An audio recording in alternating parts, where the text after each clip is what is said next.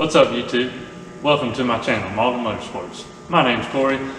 This is my 92 240SX drift car.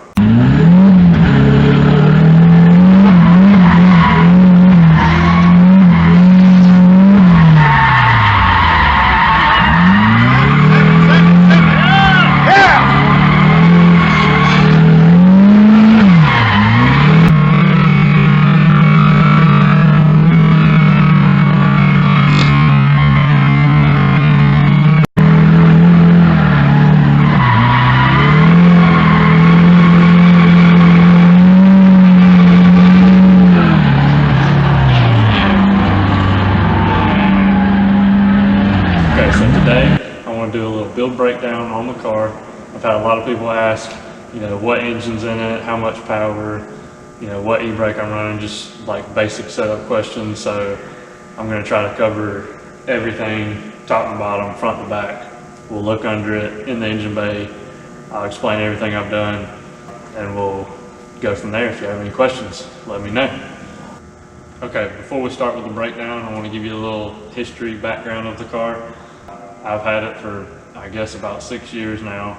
I found it on Facebook Marketplace. I got it for 200 bucks. It was a shell. It had a blown single cam in it. It is a 92 car, but somebody had swapped in a single cam and then ended up blowing it up. He ended up wrecking it down the driver's side. It was still drivable, but I think he was just pretty much through with it, so ended up getting it for $200. Brought it back to the shop.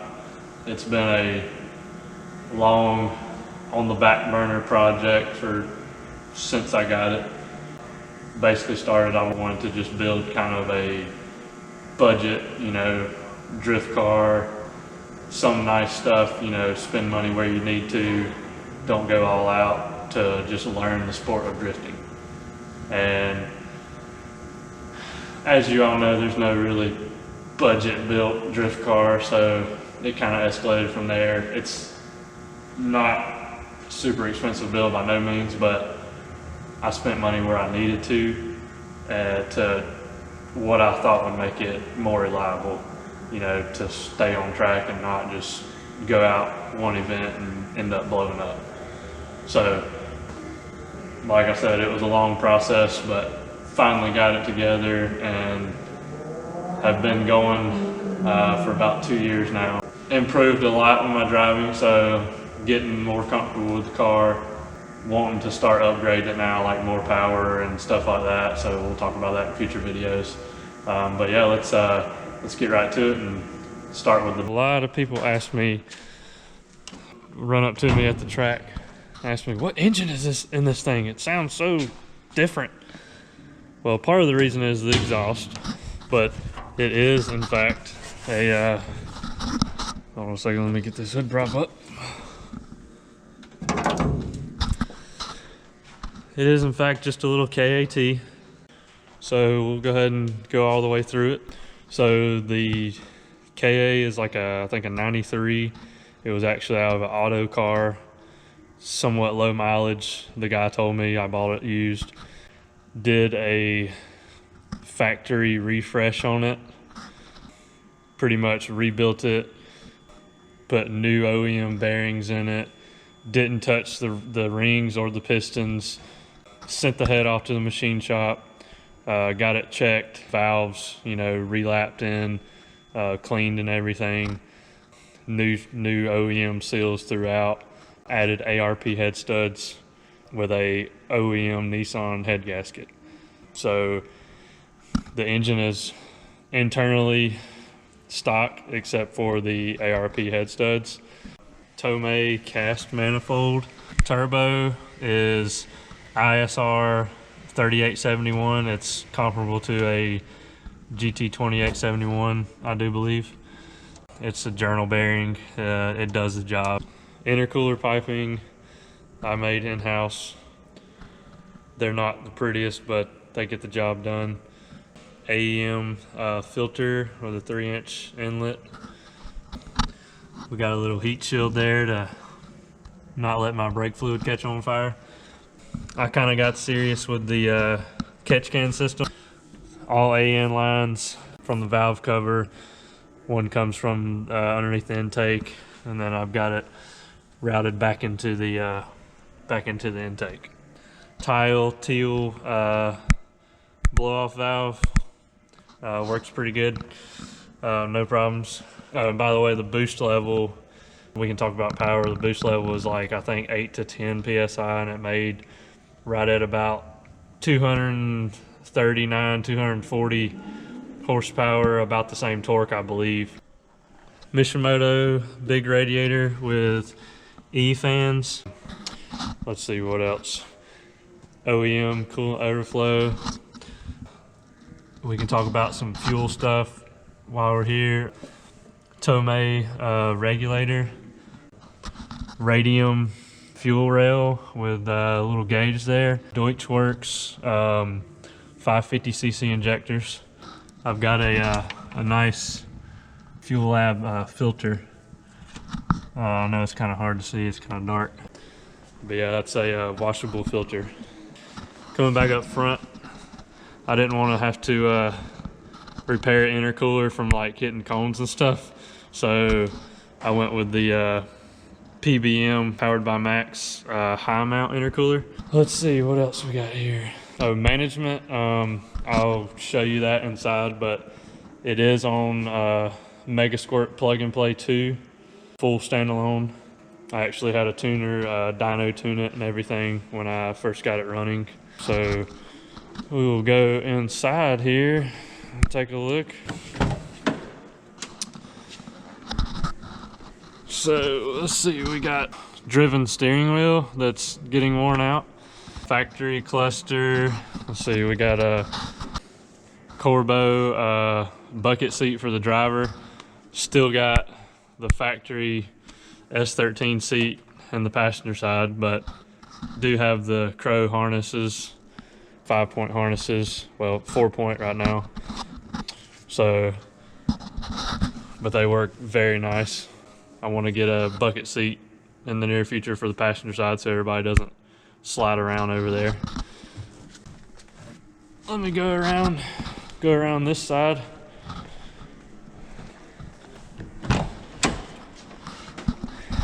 Okay, so in the center,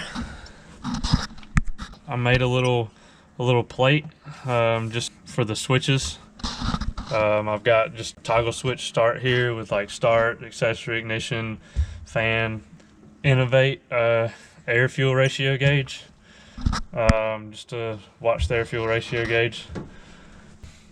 Up top we got Sport Comp, all three of them. Sport Comp 2, got boost, oil pressure, got to watch that on the KA, and oil temp, which like I was saying has been getting in the summer months it was getting almost 270, 280, so that was a little bit more than I would like to see on the temp side of things, so we're going to work on improving that.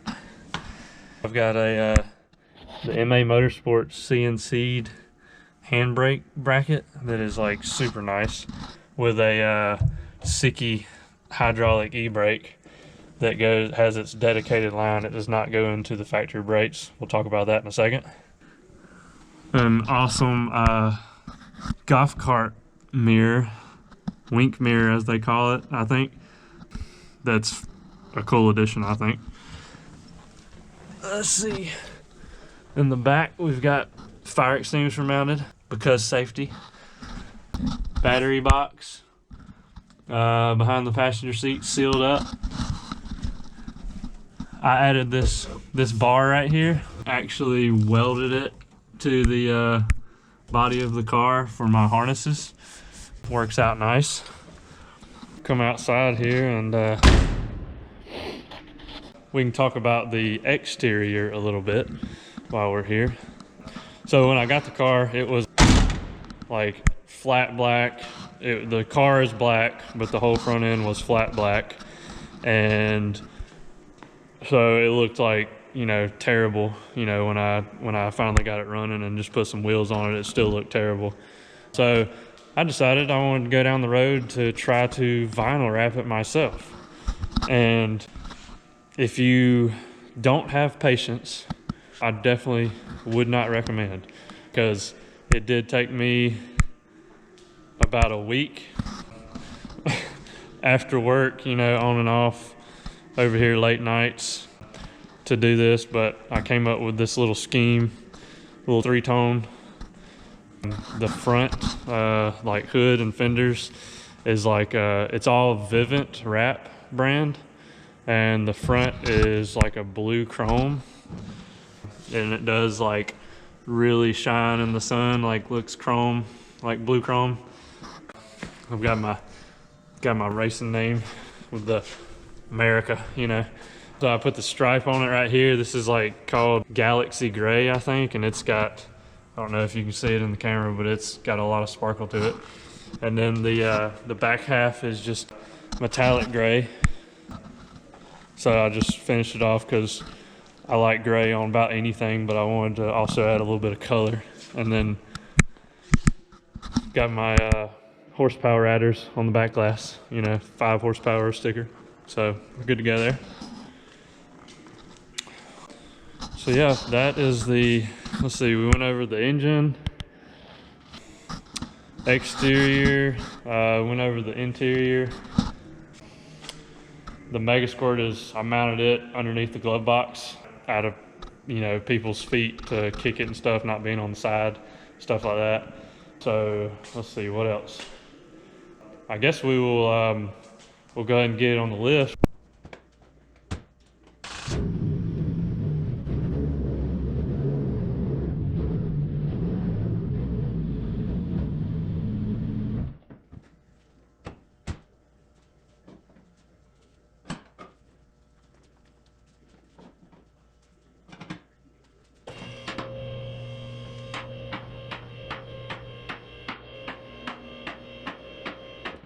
Now we got it on the lift. Let's go over front suspension, angle kit I have, just exhaust, rear brakes, hydraulic e-brake, stuff like that. So, coilovers, BC Racing, BR series, I do believe. Pretty adjustable. I really have not messed with them much at all. Driving, just changed the ride height and that's about it. But the angle kit I have on here is just the GK Tech.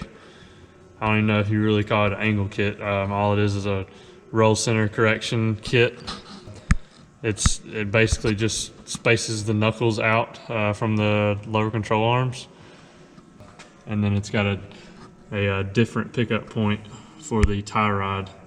I had to cut the factory bump stop off the control arm, but as you can see, it is a noticeable amount of angle on the car. Let me see if I can get underneath here. Yeah, there you go. You can see it right there.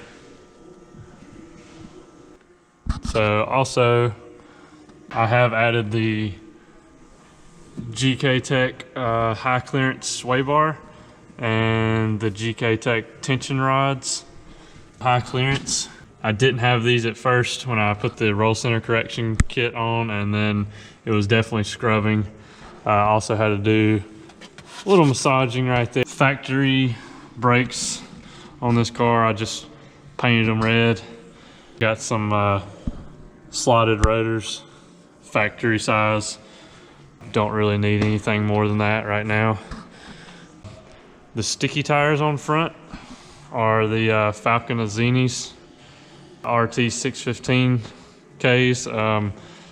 They are super sticky. Replica R33 wheel. I think they're square G33, I think, like 17 by 9.5 maybe. Come to the back of the car, show you the e-brake setup. So factory 240 rear caliper. I basically just deleted the handbrake levers on them because they are notorious for, when you use them, they lock down and then they stick. So I went through a couple sets of calipers on my other car trying those, so I just basically aborted the whole lever. That is just now a regular caliper with some EBC green stuff pads. So for the e-brake setup, I've got the Willwood standalone 2-piston caliper, and you're not gonna be able to see it, but I've got the GK Tech bracket for these that basically space your hub out like 10 millimeters. Of course, the BC Racing coils in the back. Braided brake lines. I've also got braided stainless line for the e-brake. Arms are just your basic ISR adjustables. Factory lower control arms. SPL solid diff bushings. Working our way around the back here. Factory, just your run-of-the-mill 240 diff that I cut a big plate and welded right in the middle of the spider gears to lock it up. OEM axles. Twin 4-inch pipes, ISR. A little exhaust there that I'm probably very soon going to be changing because it just makes the loudest trumpet sound being 2 4-inch pipes. It just makes the car sound really weird for some reason, but kind of looks cool, I guess. Working our way up, X pipe into a Tomei elbow. There's my AFR gauge. Factory trans, nothing done to it. Little stainless clutch line here. The flywheel is Fidanza lightweight aluminum with like the replaceable little friction plates. And I believe it's an ACT clutch. Haven't had any issues with it. I actually changed the trans before last event because the last one, third gear, was not happy, and I inspected the clutch, and after tons of clutch kicks and burnouts and everything else, it still looked great. So we're good in that department. Here you can get another look. I got a flashlight. You can see right there the GK Tech roll center correction brackets and how they relocate the outer tie rod in and the ball joint on the tie rod, the lower control arm, excuse me. That's the little drain for my catch can that I was telling you about that we couldn't see up top. Oil filter relocation, CNC little piece there. Looks nice with AN lines throughout. All right, guys, so that was the build breakdown of the old drift car here. If you did like the video, please like it for me if you want to see more. And I know I'm new to this YouTube stuff, but I'm gonna try and make some more videos, so hit that subscribe button down there for me. Thanks for watching. We'll see you next time.